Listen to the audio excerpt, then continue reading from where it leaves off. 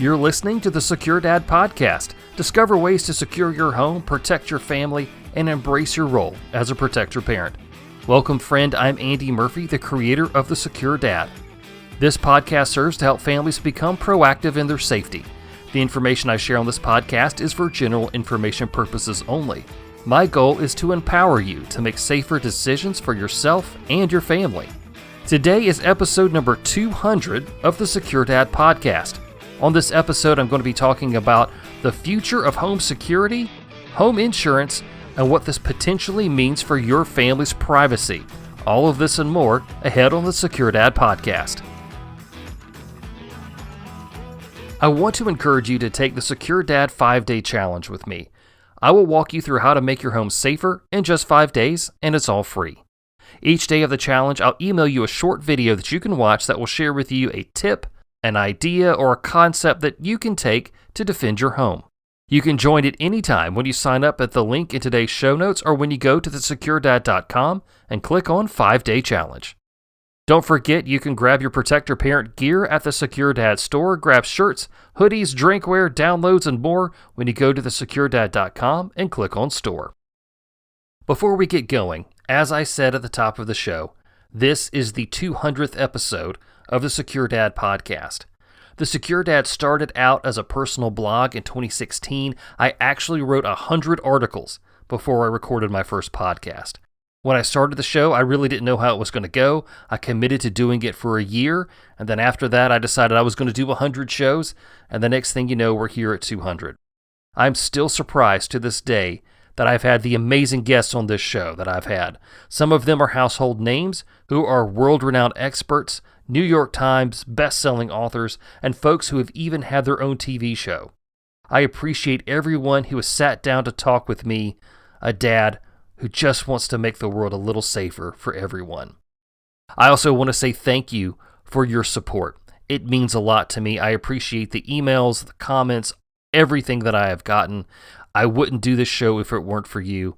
Thank you so much.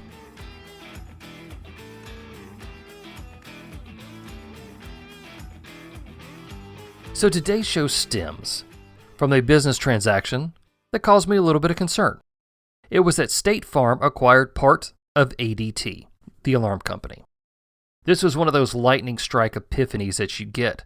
Just after reading about it, my mind raced with all sorts of privacy and security implications that this could mean for us as families. Now, partnerships between insurance companies and alarm companies have been around for a long time. On the surface, this sounds nice. But in this new age of digital technology and data mining, such acquisitions could be a major privacy concern for families. On September 6th, State Farm announced that they made a $1.2 billion equity investment in ADT. That means that State Farm now owns about 15% of ADT. That's a big deal. And this is a bellwether acquisition, mark my words. I think more insurance companies will be doing the same in the future. Maybe one will even launch their own alarm system. As a side note, Google acquired 6.6% of ADT in August of 2020. Let's keep that juicy tidbit in mind for later. So now you may ask, Andy, why are you concerned? I'm concerned for this reason. Are you familiar with the auto insurance product that is that digital device that plugs into your car and tells your insurance company how good of a driver you are? The idea is that the better driving habits you have, like coming to a complete stop, not speeding, or braking hard, will save you money on your bill. Multiple companies have these Bluetooth devices that you plug into your car's reader port. It then transfers data about your driving habits to your smartphone, where what you do is reported to your insurance company. A few years back, my old insurance agent tried to sell us on this, and he told us that he had this product in his car. That makes sense, he works for the company. But he shared with us that morning he had braked really hard and was flagged for it on the app. My agent explained that he was braking to avoid hitting a squirrel. So he had to petition the demerit on his driving profile for not hitting a squirrel. Here we have a precedent set for insurance companies collecting data that you voluntarily provide to them so they can make adjustments to your policy. The information is provided through a digital device that you put in your car that sends them data that they use to judge your driving habits.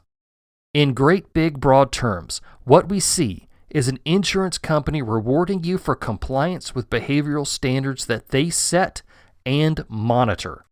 In my opinion, drivers don't need to have to prove that braking hard to avoid hitting a squirrel isn't detrimental to their insurance policy. I don't like this for your car, and now the possibility exists to do the same in your home. Do you see the possible privacy concerns here?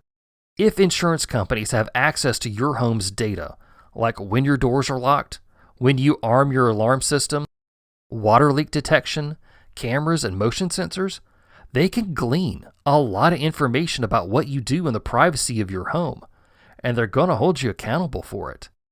Before, insurance companies couldn't gather this sort of data, so they had to find a way to be proactive, to know what's going on inside your home.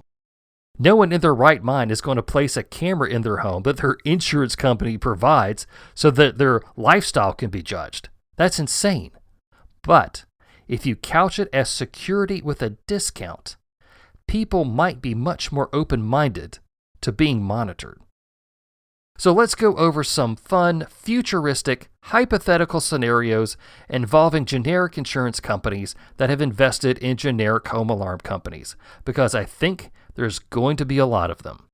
Many home alarm companies offer smart locks that allow you to lock and unlock your door from your phone. Generally, I don't support these. But for this hypothetical scenario, let's say that you forget to lock your front door.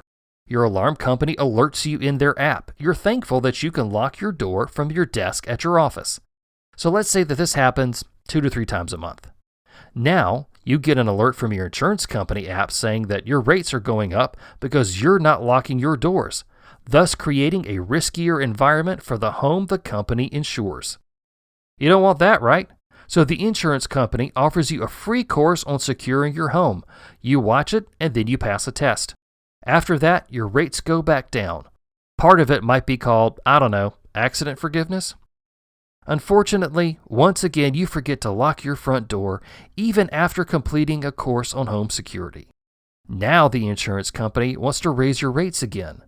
But to avoid this, you can give them permission to control your smart locks so they can lock your door for you, just in case you forget.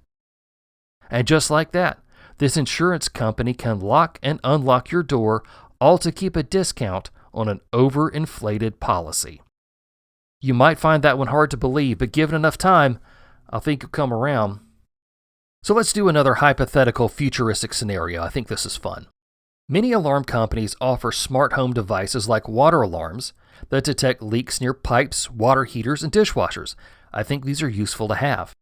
So let's say you get a leak detection notification on your alarm company app. You've got a small leak at your water heater.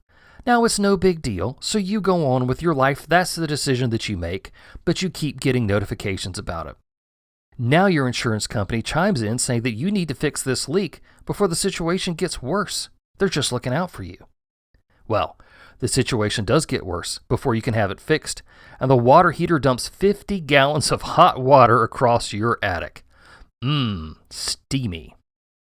Now you try to make a claim to your insurance company, but they're not going to cover it because they notified you of the issue before it went bad, and you now have to pay that cost out of pocket. And oh yeah, your rates are going up. You didn't comply like the company wanted, so now you have violated the terms of your agreement. At this point, I'm going to remind you that many alarm companies offer devices like cameras, motion sensors, garage controllers, and smart plugs for all manner of things. Do you want your insurance company to pull data from all of those devices? I suggest that your home alarm, cameras, smart home devices, and insurance all be different companies so that your data can be separate. Well, at least for now, until they all get acquired. So now I'm going to end all of my hypothetical scenarios, and I want to read for you the first 3 paragraphs of State Farm's statement on the acquisition. This is what the statement says, but the inflection will be added by me. Bloomington, Illinois, September 6th, 2022. Today, State Farm announced a $1.2 billion equity investment in ADT Incorporated, resulting in State Farm owning approximately 15% of ADT after the equity investment and related transactions close. This partnership, launches State Farm into a new category, allowing the company to reimagine the home ownership experience and innovate new ways to apply smart home technology to home insurance with customer benefits that may include lowered cost, reduced claims, and smart home security devices that help to proactively mitigate loss caused by water, fire, or intrusion. Quote, "As the industry leader, we've always recognized our responsibility to go beyond insurance and find ways to build stronger and safer communities for our customers and the neighborhoods we serve," said Paul Smith, Chief Operating Officer at State Farm. This partnership with ADT gives State Farm the opportunity to provide smart home technology that takes us from our repair and replace model to a predict and prevent mindset. These innovations will help us take the next step into the future of home insurance and add more value for our customers. End quote. As part of this new partnership, and by building upon ADT's existing relationship with Google, the companies will combine next-generation security, innovative smart home technology, and reimagined risk mitigation capabilities to monitor, detect, help prevent, and optimize against home ownership risks. That's the first 3 paragraphs of their statement. The more we allow any company into our home with smart devices, virtual assistants, home security, and monitoring, the less private our homes become.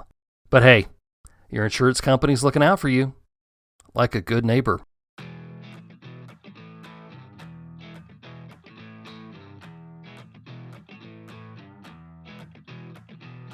Well, that's all that I have for the Secure Dad podcast for today. Thank you, friend, for listening. I want to say thank you for supporting the Secure Dad podcast for 200 episodes. I appreciate all the comments and emails over the years. It really means a lot. I'm Andy Murphy, and until next time, take care and be secure.